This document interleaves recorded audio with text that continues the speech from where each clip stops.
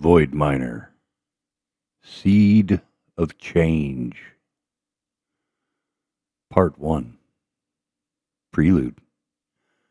My name is Kaelric Arsten. 15 years ago, my parents fell from the sky. That's what the villagers say, anyway. They tell it like a fireside legend. Two wanderers from the stars, bringing light to a dark world, carving peace from the ruins of the old races. I've heard the story so many times that I could repeat every word, but I don't think any of them remember what it really means. For me, it's not a legend. It's just home. Stonebrook sits where the river Elthair bends at the foot of the Greyspine mountains. The village looks small from above the ridge, a scatter of roofs, a forge's smoke, and a dozen shimmering lanterns reflected in the water. Dwarfs work the mines near the mountain's edge. Elves tend gardens that reach the riverbanks like fingers. Between them stands our home, half stone, half timber, built by both hands. Father's cut of granite meeting mother's carved wood. He says that's what peace should look like, something built together. Father works the mountain now, same as the dwarves. It suits him. The quiet, the tools, the smell of stone and sweat. I see him every morning hauling his gear down to the lower tunnels with the Iron Flask brothers. Shoulders squared under his pack, hair streaked silver in the sun. He still works on the Widow when he's home, always under the hull, muttering to circuits and cursing rust. The ship hasn't flown in 15 years, but he swears she still listens. Mother calls it habit. I think it's hope. She teaches healing to the elves. Herbs, bandages, stitching the old-fashioned way. They say she moves like the river, calm and sure. Some of the younger dwarves sneak into her lessons, pretending to fetch coal or wood. But really, they just want to hear her voice. Everyone does. Then there's my sister. Her name's Lyra. 6 years old and full of questions that nobody can answer fast enough. She follows me everywhere.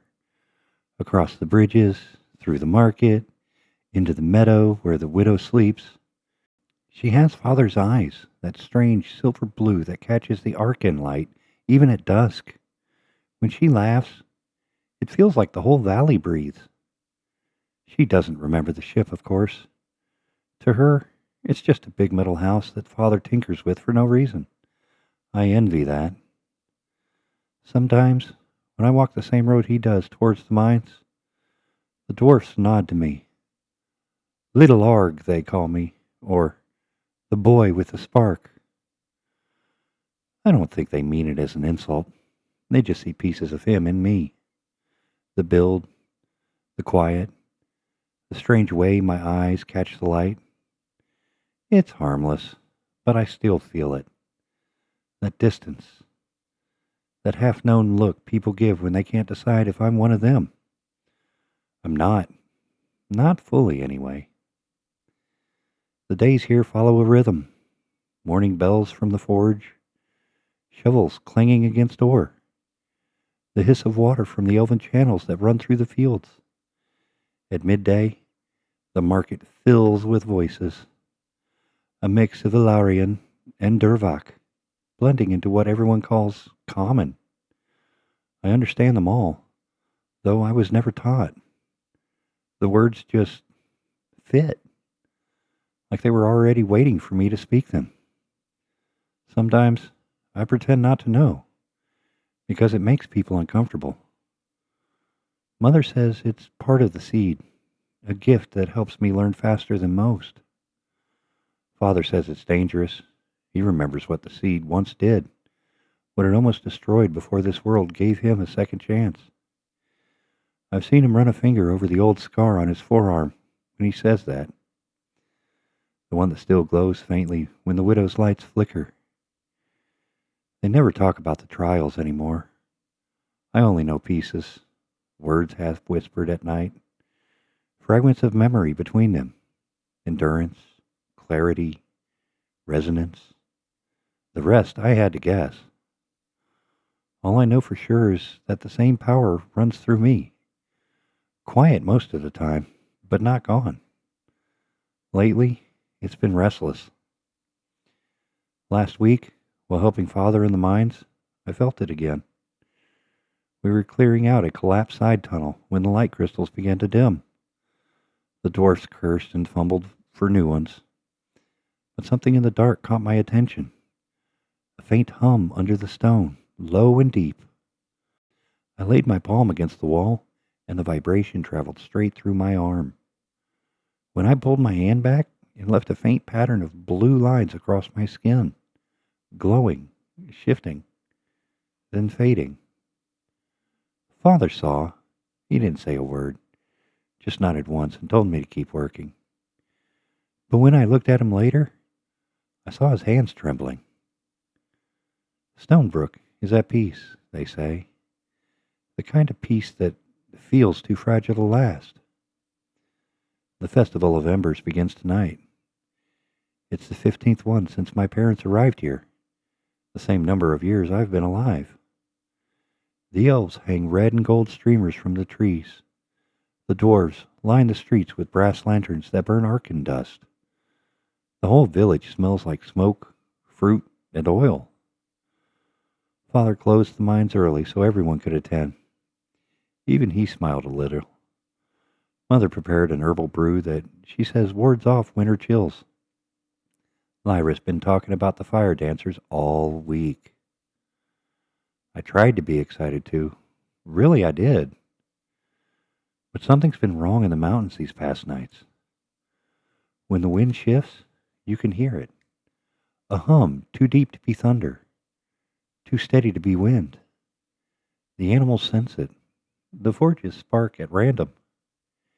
Even the widow's hull gave a single pulse of light 2 evenings ago, though no one touched her. The dwarfs say it's the Arkyn veins stirring. Harmless. Maybe even a good omen. Mother doesn't think so.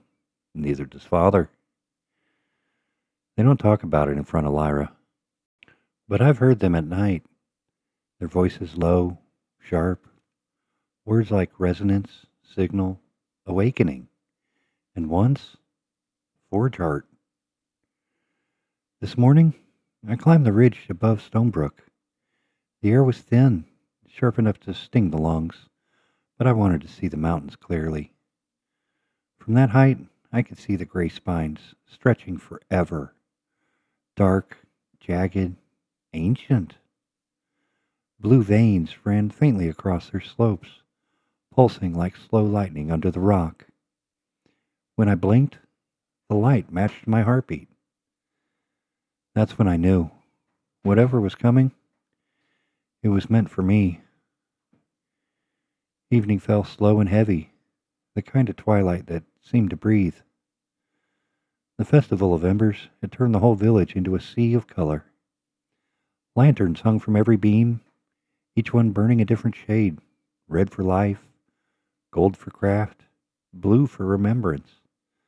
The dwarfs built a fire so large it painted the clouds, and then the elves sang old verses in their flowing tongue, the words winding between the flames like smoke.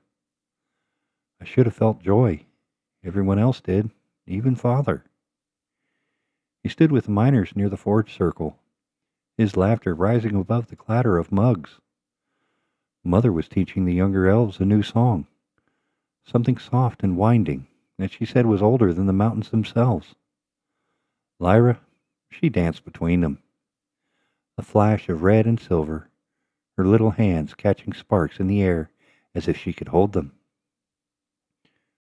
For a moment, I thought this must be what peace really looks like, the sound of people forgetting why they were ever afraid. Then the air changed. It began as a vibration, faint enough to be mistaken for wind through the trees. But I knew it. The same hum that had followed me since morning, deeper now, closer. It moved through the ground, through the river, through every stone in the square. The musicians faltered. The dancers slowed. Mother's head turned toward the mountains. Father followed her gaze, his face tightening as the forge lights flickered. Then the Arkyn veins lit. Lines of blue fire raced down from the Greyspine peaks, threading through the cliffs like lightning caught in slow motion. The veins reached the valley floor and spread under the soil, under the river, under us. The torches along the bridges flared, burning white for a heartbeat before dimming again. The crowd gasped. Some cheered, thinking it a sign of blessing. Others dropped to their knees. I couldn't look away. The light wasn't just around me anymore. It was inside me. It pulsed through every breath, every heartbeat, every flicker of thought. For an instant, I could see sound, hear color, feel the rhythm of the world folding in on itself. It wasn't pain, not exactly. It was too vast for pain. It was as if the world had decided to remind me what life really was.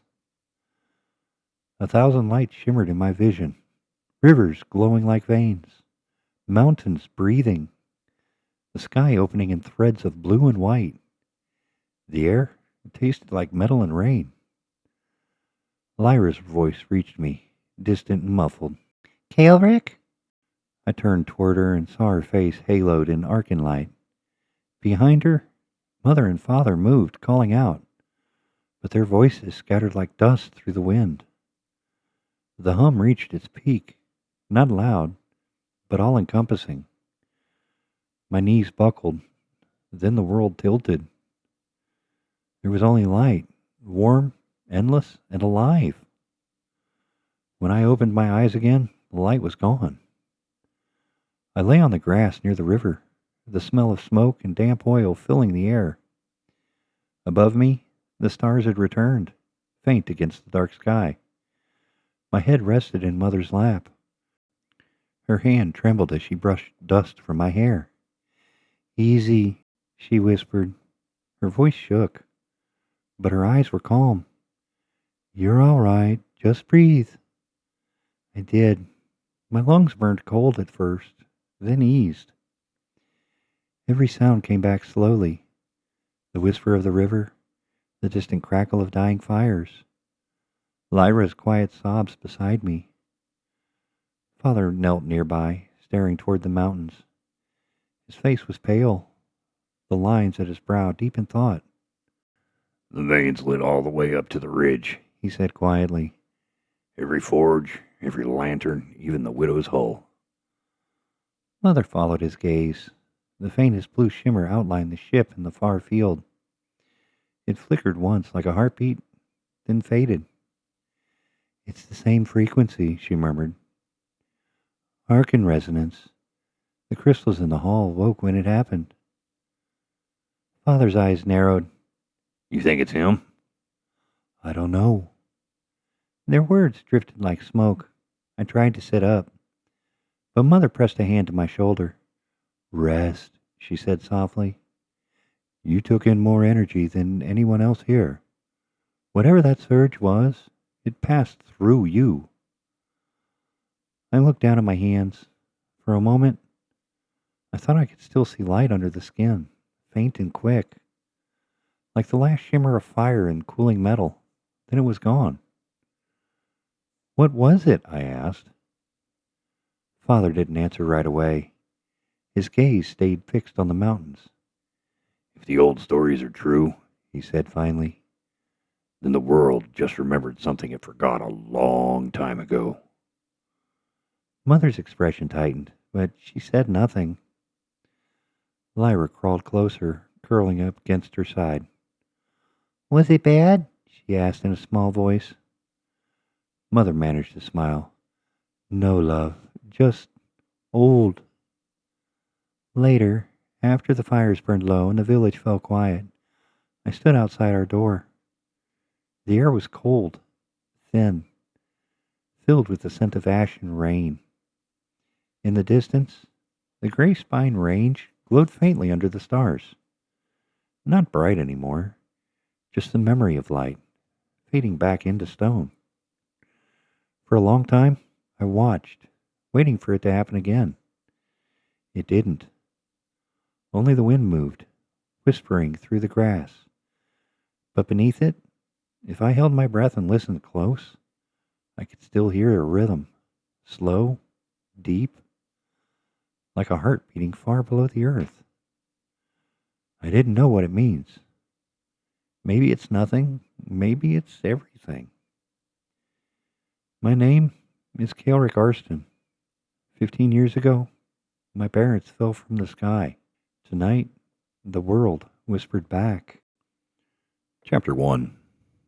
Skyborn. Morning crept into Stonebrook, with the soft clang of dwarven hammers echoing off the mountain. The storms from the Festival of Embers had passed, leaving the air thin and sharp. The sky washed pale behind the Greyspine peaks. Smoke curled from their forged chimneys. Water wheels turned slow along the river, their rhythmic groan steady as breathing. Kaelric crossed the footbridge above the Aelthar, hands jammed into his coat pockets. Frost clung to the rails. The water below moved dark and fast, catching stray glints of Arkyn light that still shimmered faintly in the current, residue from the surge that had lit half the valley 2 nights ago. No one spoke of it anymore. The villagers had folded the event neatly into their faiths, elves calling it the breath of Astra, dwarfs muttering about the mountain's blessing. To Kaelric, it felt like neither. It felt unfinished, like a question that hadn't been answered yet. The miner's path wound up the slope toward the first quarry. Dwarves were already at work, their silhouettes moving against the pale rock, voices carrying in the thin air. Arkyn Arsten was among them, sleeves rolled, shirt dark with sweat despite the cold. He hefted a pneumatic drill twice his son's weight, pressing it against the stone face until sparks leapt from the bit. He looked older when he worked, not weaker, just worn by repetition. 15 years planetside had etched new lines around his eyes, but his movements were still exact. The rhythm of a man who'd spent half his life in pressure suits and vacuum gear. Morning, Kaelric called, stepping onto the scaffold. Arkyn didn't look up. Hand me the relay clamp. Kaelric found the rusted clamp on the bench and passed it over. The hum of the drill cut through conversation, leaving only the dull thunder of impact. When Arkyn finally released the trigger, the echo rolled through the valley and faded into mist. Not going to class? Arkyn asked, wiping dust from his hands. They canceled lessons, Kaelric said. Half the lamps in the hall blew out. Arkyn grunted. Figures. The veins are still unstable. He said it like a miner, not a scientist. The Arkyn wasn't a mystery to him anymore, just another resource that refused to behave. Kaelric crouched by the rock face, tracing the glowing seam that ran faintly beneath the surface. You think it'll flare again? If it does, we'll deal with it. Arkyn adjusted the drill setting, voice even. Same as everything else that wants to wake up before its time. There was weight behind the words, the kind Kaelric had learned not to press. Down the slope, the morning train from the mountain mines rumbled past, a line of ore carts drawn by humming sled engines. Dwarfs waved from the cab. Arkyn raised a hand in answer, brief, distracted. The entire exchange felt like a ritual, carved by routine into the day. Kaelric straightened. Mother's teaching in the South Square again. I know. She said the healers found new crystal growths in the apothecary walls. Blue, not white. Arkyn finally looked at him then, a flicker of surprise masked by a squint. Tell her to keep samples away from the children. Arkyn's unstable when it's that fresh. Kaelric nodded. He'd already told her. Kaelric Arsten didn't listen when curiosity outweighed caution, and Arkyn had long since learned the futility of arguing with her. A whistle blew from the lower quarry. Arkyn set the drill aside and motioned toward the ridge. Come on, we'll walk down together. They followed the trail as sunlight broke through the clouds. Stonebrook spread out below them. Roofs glistened with dew. The river shimmered like a sheet of glass. From here, the Dust Widow was visible, her hull half buried in the northern meadow, scaffolding wrapped around her midsection, plating dull with age. Even from this distance, Kaelric thought he saw her shimmer faintly. It might have been sunlight. It might not. Ark noticed the look. Still drawn to her, huh? She feels different lately. She's just metal and memory, son. Then why does she hum when I walk near her? Ark didn't answer. The silence that followed was long enough for Kaelric to recognize it wasn't dismissal. It was uncertainty. Arkyn Arsten, who'd faced hull breaches and orbital flares, didn't like mysteries he couldn't fix with tools. They reached the edge of the village as Kara came into view. She stood in the square, surrounded by elves, her voice calm and sure as she had demonstrated the binding of herbal cloth around a splintered arm. Sunlight caught the streaks of silver in her hair. When she saw them, her smile softened. Early day? She asked.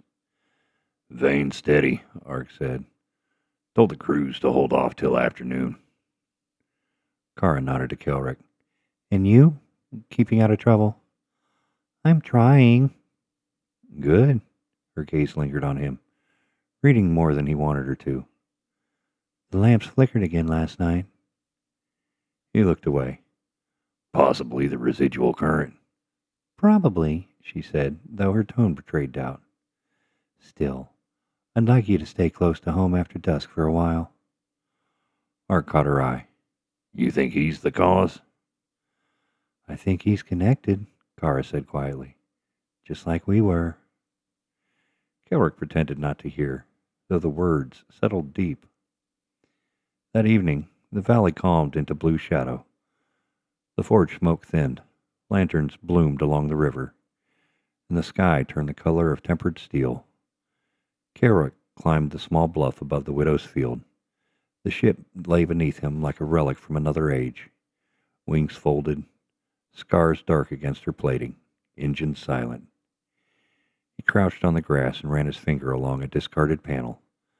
The metal was cold, but beneath the surface, a faint warmth pulsed once, then again, in time with his heartbeat. Somewhere inside the hull, a relay clicked, then silence. Kaelric exhaled slowly. You're supposed to be asleep, he murmured. A light flickered near the cockpit canopy, just a blink, then darkness. He didn't tell anyone about that. Instead, he sat there until the stars came out, listening to the wind slide through the scaffolding, imagining what it must have been like when the widow still flew, when the stars weren't just stories his sister wished upon. Behind him, the village lamps shimmered. One by one they steadied. But every third or fourth flickered again as he passed them on the way home. The pattern followed him all the way to the door. The Arsten house sat between the river's edge and the first rise of the hills, half carved into stone, half formed in oak. It had grown over the years, new beams, a second hearth, a small side room built for Lyra when she was born. Nothing about it looked like a relic from the stars anymore. It was part of the valley now, same as its owners. Inside, the air was warm and smelled faintly of herbs. Kara was at the table, grinding dried roots into powder beneath the low lamplight. The glow from the bowl cast small constellations across her face. Ark sat nearby, elbows on the wood, wiping grit from his hands with an old cloth. Lyra had fallen asleep on the couch beside the hearth, a blanket draped over her, one hand still gripping the small wooden bird Kaelric had carved for her last winter. Every so often, the fire popped and her fingers twitched, as if the sound folded into her dream. Kaelric paused in the doorway. You're both still awake? Kara didn't look up from her work. We've been awake a lot lately. Ark gestured to the chair opposite him. Sit. You've been out late again. I was just walking. That what you call it now? Kaelric sat but didn't answer. The table's surface bore the scars of decades. Knife marks, burns, small repairs done with mismatched nails. He traced one of them absently, waiting for whichever lecture was coming. Kara's hands stopped moving. Did the lamps follow you again? Kaelric hesitated, then nodded. Only for a few seconds. She sighed softly. They never did that before the surge. Arg leaned back in his chair, expression unreadable. Could just be residual energy. Residual energy doesn't single out one person, Kara said. They flicker when he walks by. They stabilize when he leaves. It's not coincidence. Arg looked at his son. You feel anything? Kaelric shook his head. Just warmth, like they recognize me. Machines don't recognize people, Arg said automatically. But the words lacked conviction. He'd spent too many years talking to one that sometimes seemed to answer. Kara brushed the dust from her hands and met his gaze. Maybe not machines, but the Arkyn might. You said yourself the veins aren't natural. That doesn't mean they think. No, she said quietly, but they might remember. The silence that followed stretched thin. Outside, the wind pressed against the shutters, carrying the sound of the river, a deep, constant hum beneath the quieter noise of the village. Kaelric stared into the fire. The flames burned low, shifting between orange and faint blue at the tips. When the surge came, he said, I didn't see the mountains. I saw light under them, like the world breathing. Ark's head turned sharply. Light? He nodded. It wasn't bright, not like lightning. It pulsed, slow. I could feel it through the ground. Kara rose from her seat. You didn't tell us that before. I wasn't sure what I saw. Arg frowned. You didn't imagine it? I don't think so. Kara crossed the room and knelt beside her son. Her voice softened, careful. You've had dreams since you were little. About the veins, the light, things older than you should know. But this is different. It's not just inside you anymore. Kaelric met her eyes. You think it's dangerous? I think it's calling. Arg stood, the motion deliberate, heavy. Let's not make this into something it's not. You felt it too, haven't you? Kara asked, still calm. When the veins lit, when the widow hummed. He didn't deny it. I felt something. That doesn't mean it wants anything from us. Maybe it's just the world finding its balance again. Kara smiled faintly. You've been saying that since the day we landed. He rubbed a hand across his face. Because it's the only explanation that lets me sleep. Kaelric looked between them, the miner and the healer. Two people who had survived the impossible and still argued over how to define peace. He wondered if they had any left in them. Kara straightened. He's growing, Arg. Whatever markers the seed left in him, they're changing. The surge might have accelerated it. I know, Arg said quietly. But until we know what we're dealing with, we keep him close. We don't start chasing ghosts in the mountain. Kara didn't answer, but the faint tightening of her jaw said enough. Later that night, when the house had gone still, Kaelric lay awake listening to the rain against the roof. Lyra's steady breathing drifted from the next room. The faint smell of forge soot still clung to his clothes, the scent of his father's world. He closed his eyes. The hum returned, gentle this time, like a distant song traveling through stone. He saw the mountains again, not as shapes, but as outlines made of light. Beneath them ran rivers of blue energy, slow and rhythmic. And deeper still, something pulsed. Not an image, not even a sound. Just a understanding that the world was alive beneath its skin. He reached toward it in the dream. The closer he came, the louder it became until the rhythm merged with his own heartbeat. For an instant, he wasn't sure which one belonged to him. The light swelled, filled his vision, and vanished. He woke before dawn. The room was dim, the sky still colorless beyond the window. He sat up slowly, heart racing, every sense sharpened as if he'd been running. The Arkyn shard by the sill pulsed once in the half-light. Kaelric exhaled, steadying his breath. From the other room, he heard soft voices, his parents speaking low. He could make out fragments through the walls. Kara, it's changing him. Arg, he's our son. We'll manage it. Kara, you can't fix this with tools. Arg, no, but I can keep him safe.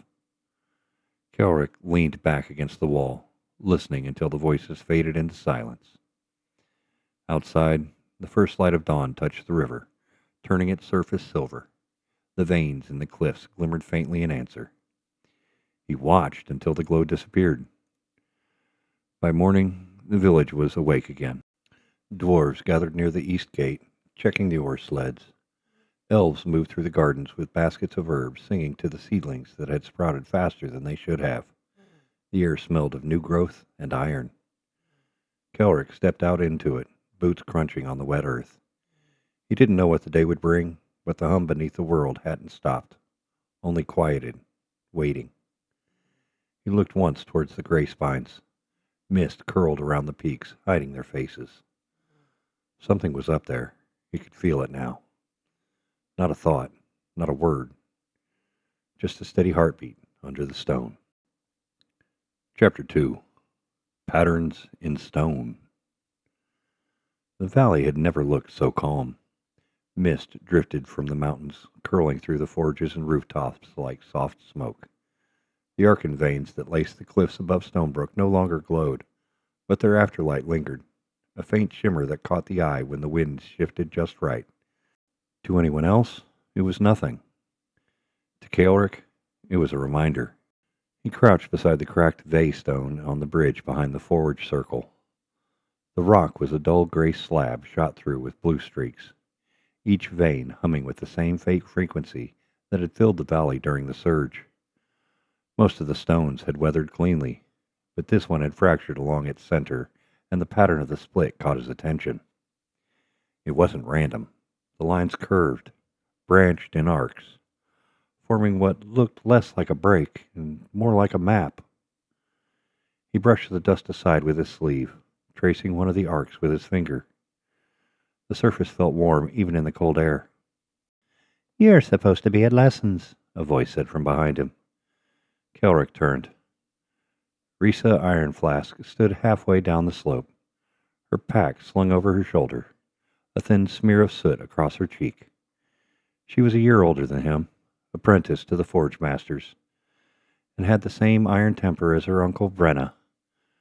Her dark braid hung to her back, ends tied in copper wire. "Lessons were canceled," Kaelric said. "They're canceled because half the lamps in the hall blew again." Ressa climbed closer, eyeing the fractured stone. "And you're what, studying geology now?" "Something like that." She knelt beside him, rubbing her thumb along the crack. "Huh. Doesn't look natural." "It's not," he said quietly. "These lines, they repeat. Same spacing, same angles." "Arkyn veins patterning?" "Maybe, but it's different. Look, it curves inward, not out. Like it's pointing somewhere." Risa frowned. "Pointing where?" He looked toward the western horizon, where the Greyspine mountains cut across the sky. The largest peak caught the light like a blade's edge. "There," he said. Ressa followed his gaze. "The old dwarven roads run that direction. My uncle says there used to be mining halls in them cliffs, before the collapse." Kaelric nodded slowly. "Before this valley was even settled." They sat in silence for a moment, listening to the faint sound of the forge below. A few children ran across the square. Their laughter thin in the high air. Life went on, but the world felt slightly off, as if something beneath the surface had shifted just enough for those who paid attention to notice. Risa stood, brushing dirt from her trousers. You sound like one of the old priests. If you start talking about the bones of the world, I'm leaving. Kaelric smiled faintly. Noted. She hesitated. You're serious about this, aren't you? I just wanted to know why it feels alive. Stones don't live. Maybe not, but what if the mountain does? Risa studied him a long moment, then shook her head. If you be telling anyone else that, they'll think you've been sniffing Arkyn fumes. I'll take my chances, she sighed, glancing toward the forge where her uncle's hammer strikes echoed through the mist. You should talk to Tovin. He's been mapping the fault line since the surge. Says some of the river stones started humming at night. Where is he? Shrine of the Three Faces. He's helping the elders reinforce the outer wall. Kaelric stood, slinging his satchel over his shoulder. Thanks. Don't you be thanking me yet, she said. If he catches you poking around those stones, he'll make you carry water for a week. The shrine sat on a small rise north of the market, a ring of curved pillars surrounding an open courtyard. It was a modest structure, simple, quiet, made of dwarven stone and elven wood, the two materials meeting seamlessly in the center arch. 3 statues stood within the circle, their faces worn smooth by weather and reverence. The villagers called them the aspects, maker, keeper, and witness. Tovin Eindvalen was kneeling near the base of the outer wall, setting new support stones in place. His sleeves were rolled to the elbow, the fine blue fabric of his healer's tunic already streaked with dust. The air shimmered faintly around him, Arkyn dust responding to his presence. He noticed Kaelric before the boy could speak. If you're here to confess, you'll have to wait. I'm off duty. Kaelric smiled faintly. I'm here to ask about the stones. Tovin set down his chisel, turning with a raised brow. Which ones? The vase stones above the forge. Some cracked during the surge. The lines they left behind, they don't look natural. Cracks rarely do, Tovin said, wiping his hands. But you're right to notice. The surge altered more than we expected. The Arkyn doesn't just pass through matter. It remembers pathways. Remembers? Tovin gestured toward the ground. It leaves impressions, Kaelric. When energy flows strong enough, it carves memory into stone. That's what veins are, the record of movement. So if the cracks form a pattern, then they might be part of something larger. Kaelric knelt beside him. Can you tell where they lead? Tovin smiled faintly. If I had a month, perhaps, but my duties don't leave time for mountain adventures. Kaelric hesitated. If I show you the pattern, would you look? The elf studied him for a moment. You sound like your father when he's chasing a noise in that old ship of his. I just want to understand. Tovin nodded slowly. Very well. Tomorrow morning, bring Risa. 2 sets of eyes see more than one. Thank you. The elf's gaze softened. You've felt it too, haven't you? The hum beneath the stone. Kaelric froze. You can feel it? Only faintly, but it's there. The Arkyn hasn't gone dormant again. It's listening. To what? Tovin's eyes flickered toward the mountains. Maybe to itself. That evening, Kaelric climbed the ridge again with Risa. The light was fading. The valley turned gold as the sun sank behind the Greyspines. They stopped at the same fractured vase stone. Kaelric unrolled a sheet of thin parchment, copying the cracks carefully with charcoal. When he finished, the pattern was clear. An arc branching into 3 lines, converging toward a single point far to the west. Risa tilted her head. Could be a coincidence. Could be a map. Could be your imagination. Kaelric smiled faintly. Maybe, but it feels like it's showing me where to go. She frowned. You realize how it sounds? Crazy? Worse. Inspired? He laughed quietly. Then I'll take it. Below them, the forges burned low. The widow's silhouette stood dark against the last light, scaffolding glinting along her hull. Somewhere in the square, a musician plucked a stringed instrument, the notes drifting up through the cool air. For a moment, Stonebrook looked like it had always belonged there, a living thing, old and new at once. Then the wind shifted, carrying a faint hum from the west. Risa looked up. You hear that? Kaelric nodded slowly. Yeah. It was low, almost inaudible, but steady. A vibration that came not from the air, but from the ground itself. The pattern on the stone caught the last of the sunlight, and for an instant, the cracks glowed. Risa stepped back, eyes wide. That's not possible. Kaelric watched the light fade, pulse still quick in his chest. I think it's pointing to something. By morning, Stonebrook had returned to its rhythm. The clang of forges, the churn of the river, the soft hiss of steam from the dwarven channels. Kaelric barely noticed any of it. His mind stayed on the fractured Vaystone and the lines burned into the parchment he'd copied. He woke before sunrise, rolled the map carefully, and slipped it into his satchel. Risa met him outside her family's forge, rubbing sleep from her eyes. You realize, she muttered, this had better be worth losing breakfast over. Kaelric grinned. If I'm wrong, I'll owe you a full cask of Brina's private stock. That's the first sensible thing you've said all week. They made their way through the village, the mist still thick enough to blur the outlines of buildings. Tovin was already waiting at the shrine, arms folded, eyes half amused. So, the map? Kaelric unrolled the parchment on the stone bench between them. The elf leaned closer, tracing one of the arcs with a gloved finger. The air shifted faintly as he did. The Arkyn dust in the seams responding, just enough to shimmer. Interesting, Tovin said. These angles, they're too deliberate for stress fractures. I told you, Risa said, rubbing her arms. It's a pattern.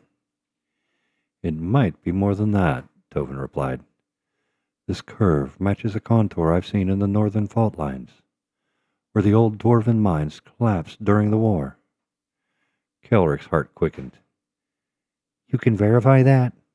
Tovin nodded. If I overlay this pattern onto the valley's relief map, the lines would converge beneath the lower Greyspine foothills. That's miles away.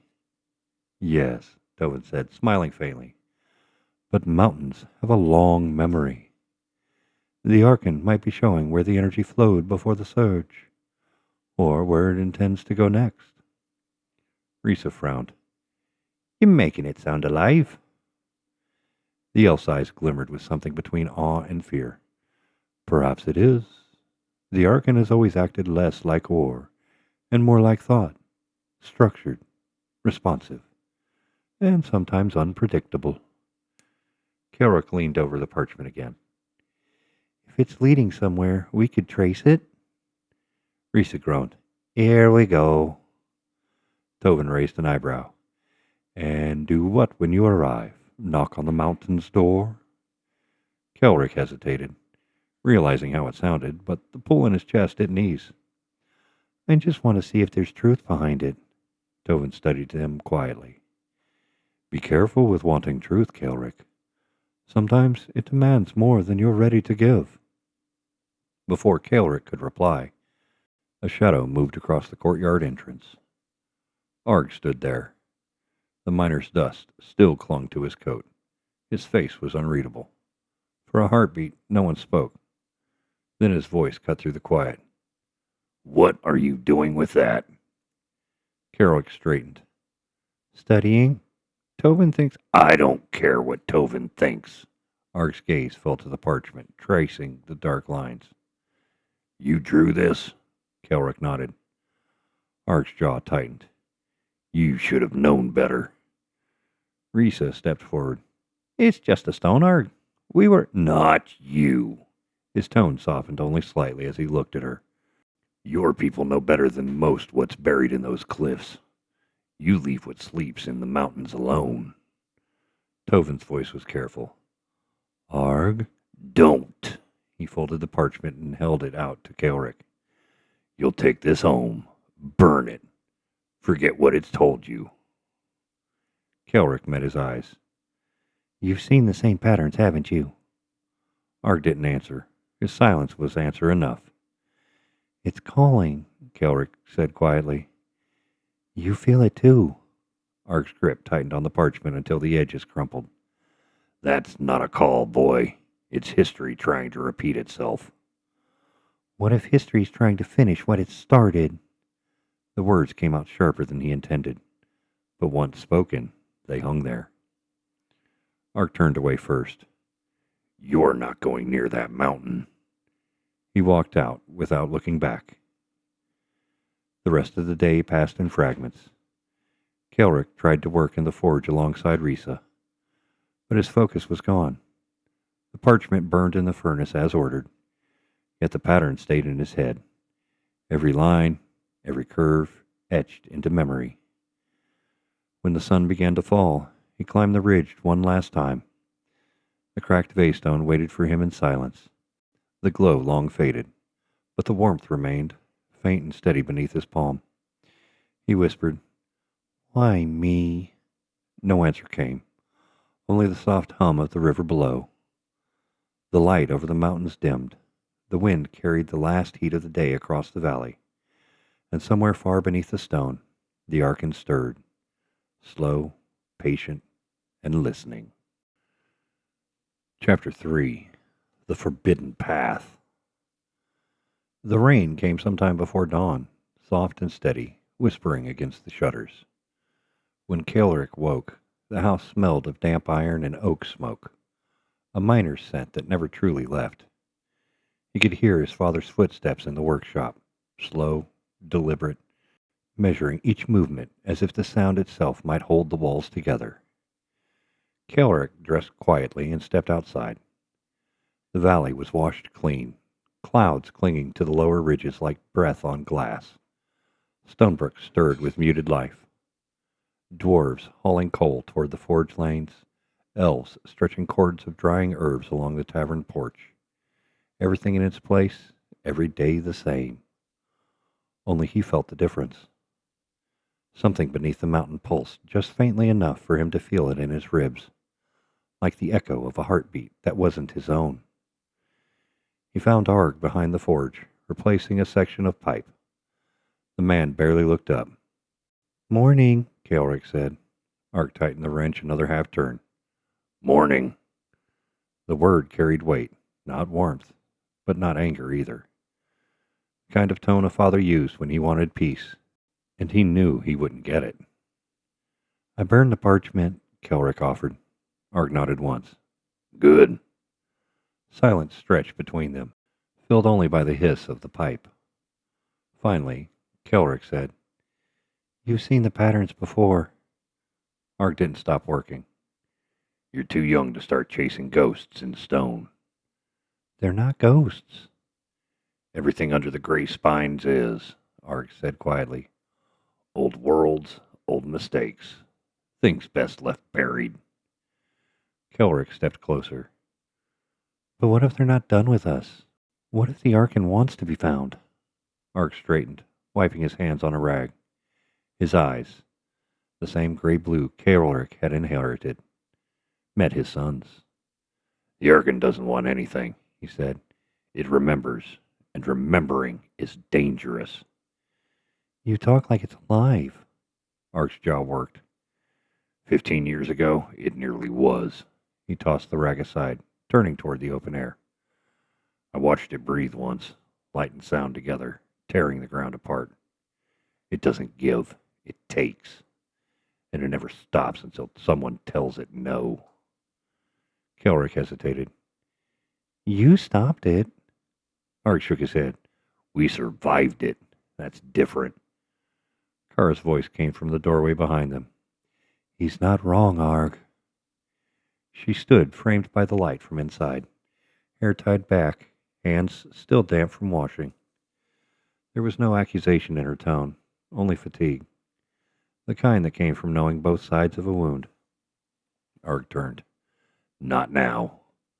Kara ignored him and crossed the yard. He deserves to understand why you're afraid.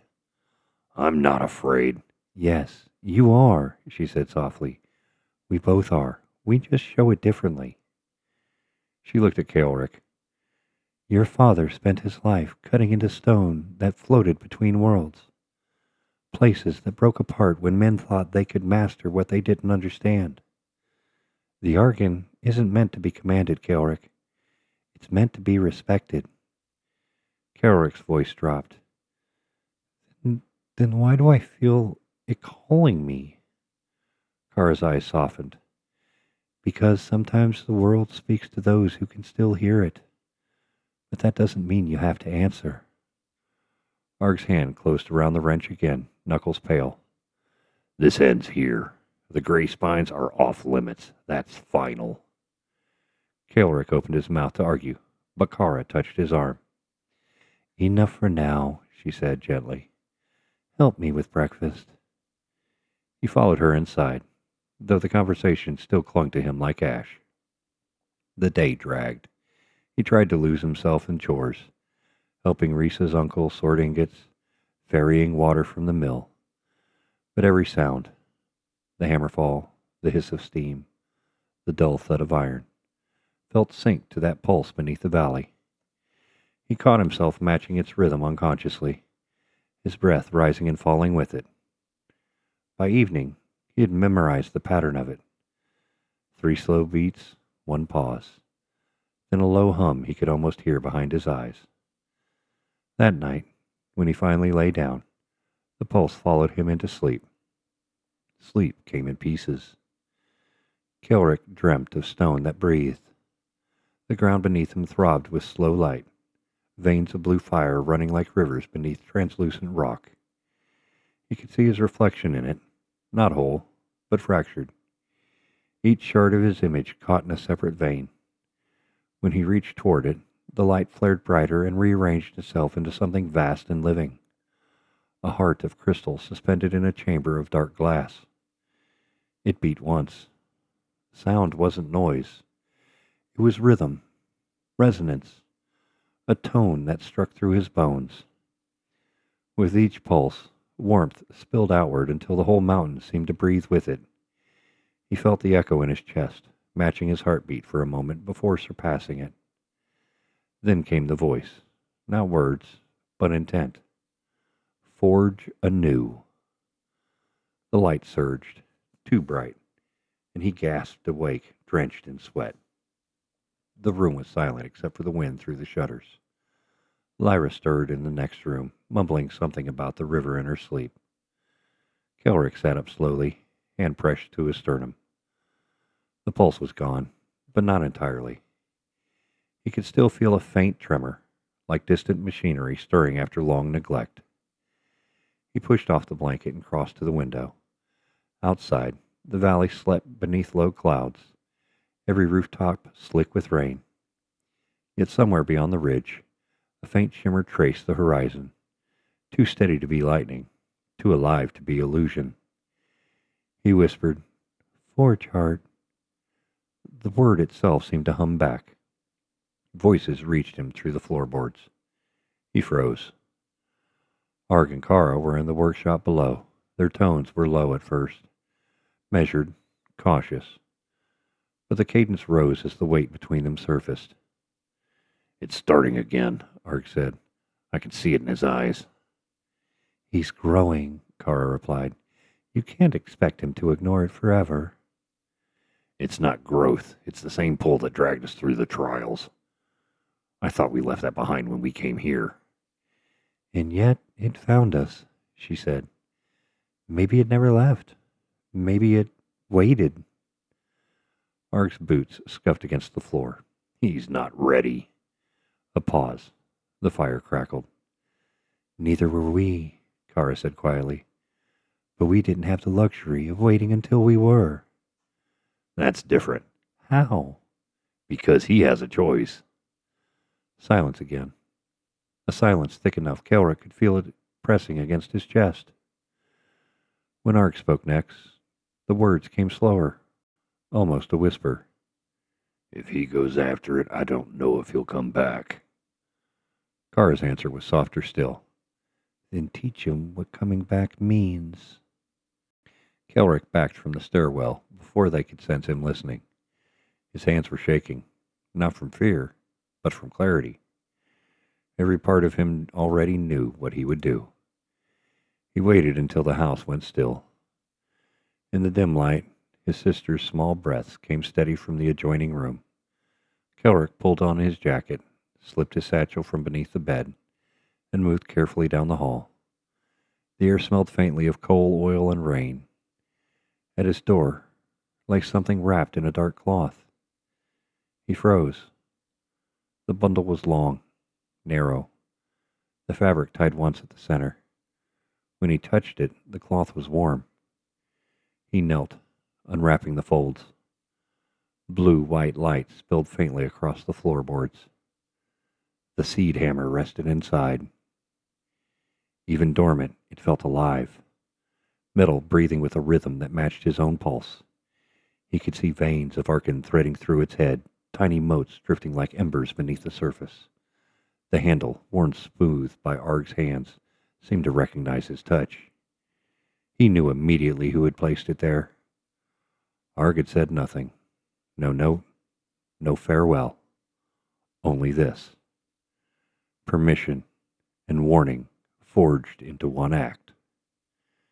Kaelric bowed his head, whispering, I'll bring it back. The hammer pulsed once, as if to answer. Before dawn broke, he was ready. He packed light, a water skin, 2 wrapped loaves, a coil of wire, flint, and the map he no longer needed because he could see it perfectly in his mind. When he stepped into the main room, the coals in the hearth still glowed. Kara slept on the bench beside Lyra's bed, one hand resting on the child's hair. Kaelric paused, watching her breathe. He wanted to say something, to thank her, or to promise, but the words caught behind his teeth. He knew she would understand without them. He crossed to the door. The storm had passed. The world outside was silver with fog. The Greyspine peaks were faint outlines in the distance, waiting. He hefted the hammer once, feeling its weight settle against his side, then slipped quietly into the dawn. The air was cold and clear. Each breath left a ghost behind him. He looked back only once, toward the window of the house where his father stood in shadow, unseen, but watching. Ark didn't move, didn't call out. He simply stood with one hand braced against the frame, eyes hidden, shoulders set against the light. For a long moment, neither of them moved. Then Kaelric turned toward the mountain and began walking. Chapter 4. Departing the Valley.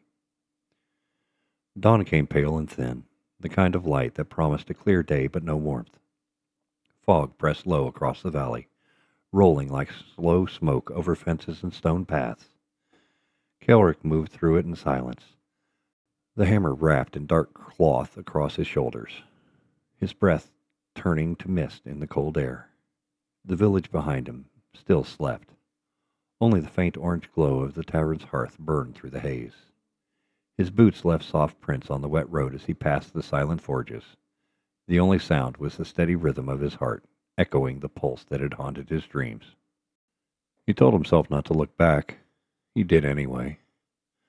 Stonebrook hovered behind the fog, a ghost of rooftops and chimneys. The forge halls outline blurred. The houses faded to shapes. For an instant, he thought he saw movement in the window, a figure standing still, but the mist had folded in and hid it. He turned north toward the old forge road and the bridge that crossed the Aelthar River. A voice cut through the fog. About time you showed your face. Risa Ironflask stood at the fork in the road, arms folded, breath steaming. Her braid hung heavy with dew, and her boots were already caked with mud. The faint gleam of polished steel caught the light at her belt. Kaelric stopped. Risa, what are you doing out here? Waiting on you. What else? She said, one brow lifting. You think I'd miss you slipping off before sunrise? You've had that look in your eyes all week. Same one folk get afore they do something daft. I didn't tell anyone I was leaving. She snorted. You didn't need to. You've been snared at them peaks like a lovesick miner since your surge. I figured you'd find you right where the road splits, trying to decide whether you're brave or stupid. Before he could answer, another voice drifted through the fog, low and even. The dawn keeps its own counsel, it seems. Tovin stepped from behind the haze, staff in hand, the rune edging along its length glowing faintly blue. His long coat brushed the wet grass as he walked, every motion deliberate, graceful. Kaelric frowned. Tovin, why are you here? The elf's tone was calm, almost gentle. The Arkyn murmured in its sleep last night. I felt the tremor pass through the shrine stones. When I followed its rhythm, it led me here, to find that the mountain's whisper had already reached you. Risa rolled her eyes. See? Told ya. Fool's dawn draws fools together. Tovin smiled faintly. And yet you are here as well, child of stone. Aye, she said, tugging her pack higher. 'Cause somebody's got to keep this one from getting flattened. Kaelric shook his head. You both just happen to be waiting? Risa gave a short laugh. Nothing happens by chance, lad. Not when you wear that face. I could see it plain as the sunrise. You were bound to bolt. And I, said Tovin, could not ignore the call that woke the dust itself. When the earth remembers, we would be wise to listen. Kaelric glanced between them, the dwarf, stubborn and steady as iron, the elf, calm as flowing water, two halves of something older than either of them. You don't even know where I'm going, Risa answered first, blunt as a hammer strike. Aye, we do. North. Up them cursed peaks where the sane folk wouldn't want her. Tovin inclined his head. The Greyspines, the heart of the old forges, I suspect as much. Kaelric hesitated. You don't have to come. Risa grinned. You hear that? He thinks we need permission. She tightened the strap of her pack. Let's move before I change me mind. Tovin's gaze softened. 3 paths now entwined. The Maker must be smiling. Risa muttered. Or laughing. They set out together, their footsteps muffled by the fog. The road wound north through the dew-drenched fields. The sun still hid behind the peaks, turning the mist to a pale silver sea. Every sound felt distant. The cry of a bird, the slow churn of the river ahead. When they reached the Aelthar, the current was swollen from the night's rain. The wooden bridge creaked under its own weight, slick with moss. Risa paused at the edge, resting one calloused hand on the railing. That's the line right there, she said. Past this, we ain't Stonebrook folk no more. Tovin touched the railing beside her, fingers gliding along the wet grain. The river divides more than land. Once we cross, its memory will mark us, as water marks stone. Kaelric looked down at the swirling current. The hammer thrummed softly under its wrappings, the pulse faint but sure. He said quietly, Then let's cross. Risa gave a short nod. Aye. Best do it before senses catch up. They stepped onto the bridge together.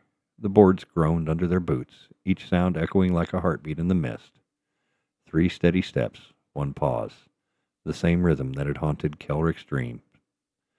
Halfway across, Risa spat into the current. For luck, she said, or for goodbye. Tovin's voice followed softly behind her. Both are prayers in their own way. The fog thinned as they left the river behind. Each step carried them higher along the narrow ridge path, the air growing colder, the world widening beneath their boots. Dawn spilled gold into the mist below, but the light ahead remained tinged with blue, faint, rhythmic, alive. Risa trudged ahead, steady and unbothered by the incline. Her pack clanked with tools, every motion practical and sure. Tovin followed just behind Kaelric, his staff striking the rock in a slow, deliberate pattern that sounded almost like prayer.